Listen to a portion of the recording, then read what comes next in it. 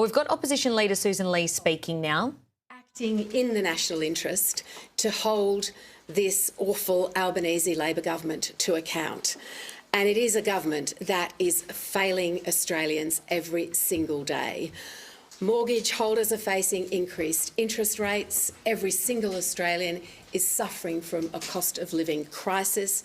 And this government just doesn't have the answers to the pressing problems that our country faces. But we have a task to chart the course back to government.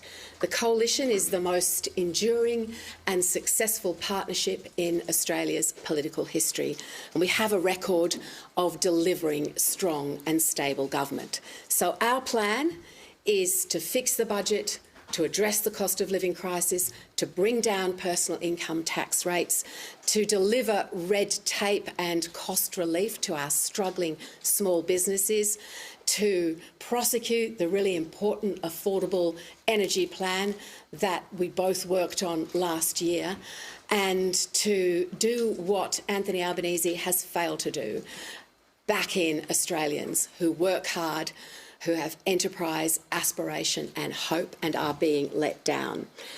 Now, I acknowledge that this has been a difficult time. It's been a difficult time for millions of our Coalition supporters and many other Australians who rely on our two great parties to provide scrutiny and national leadership.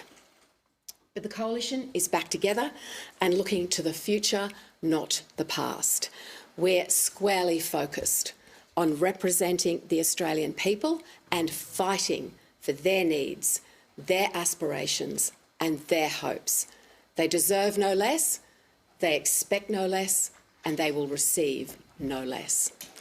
I want to recognise and thank all of our colleagues, our grassroots party members and party officials who have worked with us to restore the Coalition arrangements. And we've put together a clear framework that strengthens the way we work going forward. And Coalition internal processes will be strengthened, including all shadow ministers signing on to shadow cabinet solidarity, and codification that neither individual party is able to overturn the decisions of the shadow cabinet. So, David, we've got our first joint party room meeting here in this room on Tuesday. I'm looking forward to it. Over to you. Well, thanks, Sussan, and I am glad that we're here. And it has been that enduring relationship that has lasted for over 100 years. That means we can get to this juncture. We've got to be honest. It's been disappointing we've got to where we are, but it was over a substantive issue. A matter of principle that we weren't both afforded the time to be able to explore in a proper way.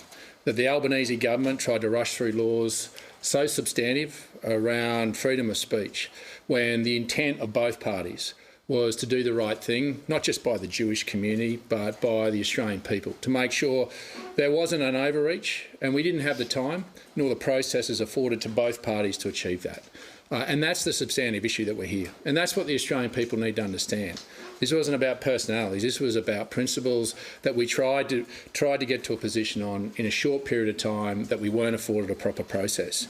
And I think that says to the Australian people that you've got a coalition that cares, that we are better together, that we are two parties. A coalition isn't one party, but we're two parties, and we've been able to work together.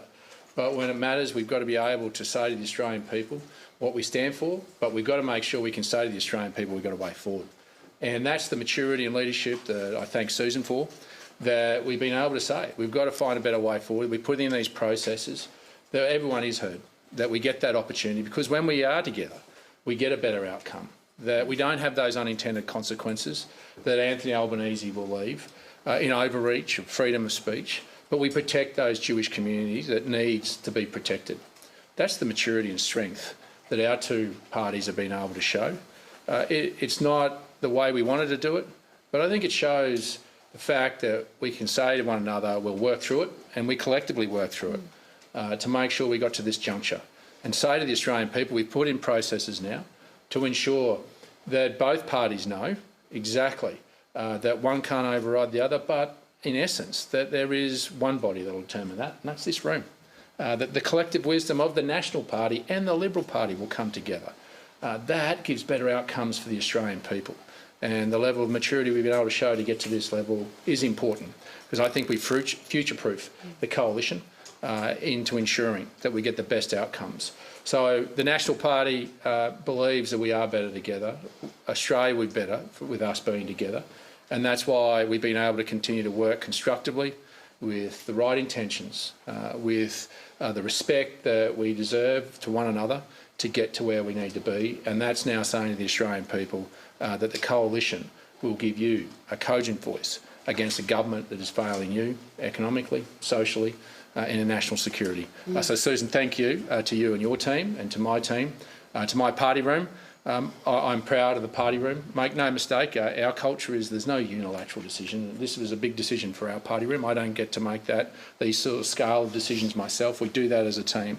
And they were difficult decisions, but they were principled ones. But the fact that we have this relationship, that we can get this right, speaks volumes about who we are as parties and leaders and where we can go in the next 2.5 years. So thanks.